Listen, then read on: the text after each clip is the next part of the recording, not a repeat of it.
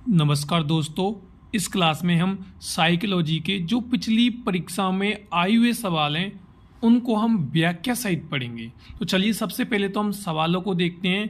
पहला सवाल स्क्रीन पर आप देख पा रहे होंगे कि विकास के संदर्भ में निम्न में से कौन सा कथन सत्य नहीं है, यानी असत्य वाला छांटना है। और ये रीट 2011 में आया हुआ है। विकास की प्रत्येक अवस्था में खतरे हैं। विकास उकसाने बढ़ाने देने से नहीं होता। विकास सांस्कृतिक परिवर्तनों से प्रभावित होता है। विकास की प्रत्येक अवस्था की अपनी विशेषता होती है। तो जो यहाँ पे बी वाला ऑप्शन यहाँ लिखा है, आप देख रहे हैं कि ये उकसाने और बढ़ाने से नहीं होता, ये गलत बात है, यानी सही जवाब बी वाला उत्तर होगा। चलिए देखते हैं दूसरा जो सवाल आप देख रहे हैं, ये रीट लेवल सेकंड का 2011 का सवाल है कि निम्न में से कौन सा कथन विकास के बारे में सत्य नहीं है, यानी असत्य छांटना है। इसमें भी विकास एक अंतःक्रिया का फल है, विकास एक व्यवस्थित श्रृंखला का अनुगामी है, विकास एक व्यक्तिगत प्रक्रिया है और विकास विशिष्ट से सामान्य की ओर होता है। तो साथियों, इस सवाल में जो यहाँ पर एक विशिष्ट से सामान्य होता है, ये गलत बात है, यानी जिसका सही जवाब है वो बिल्कुल डी वाला सही होगा। चलिए देखते हैं अगला सवाल है कि निम्न में से कौन सा कथन विकास के संबंध में सही नहीं है, यानी आपको फिर से वही छांटना है कि सही नहीं है यानी असत्य। और ये रीट लेवल 2012 का है, आर्ट 8 का। विकास प्रतिमानों की कुछ निश्चित सीमाओं की भविष्यवाणी की जा सकती है। विकास का उद्देश्य वंशानुगत संभाव्य क्षमता का विकास करना है। विकास के विभिन्न क्षेत्रों में संभाव्य खतरे नहीं है। देखिए, ये वाली बात बिल्कुल यहाँ पे गलत है, यानी सही जवाब सी वाला ऑप्शन होगा। चलिए देखते हैं अगला सवाल। मानव विकास आजीवन चलता रहता है, यद्यपि दो व्यक्ति बराबर नहीं होते, किंतु सभी सामान्य बालकों में विकास का क्रम एक सा रहता है। ये कथन विकास के किस सिद्धांत की ओर संकेत करता है?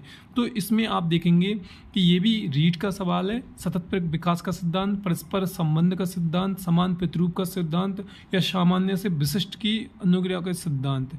तो देखिए साथियों कि ये समान प्रतिरूप का सिद्धांत है, ये बिल्कुल यहाँ पर सही माना गया है बोर्ड के द्वारा।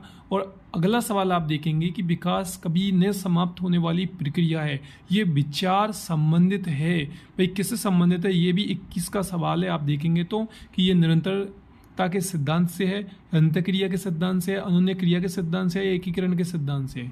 तो ये सवाल का जवाब ए वाला ऑप्शन है, निरंतरता के। ये व्याख्या आपके सामने आ चुकी है कि देखिए आप यहाँ पर, विकास एक सतत प्रक्रिया है।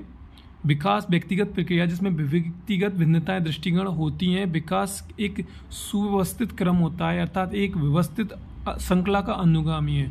विकास वातावरण एवं वंशक्रम की अंतःक्रिया का परिणाम है। अगला आप देखेंगे,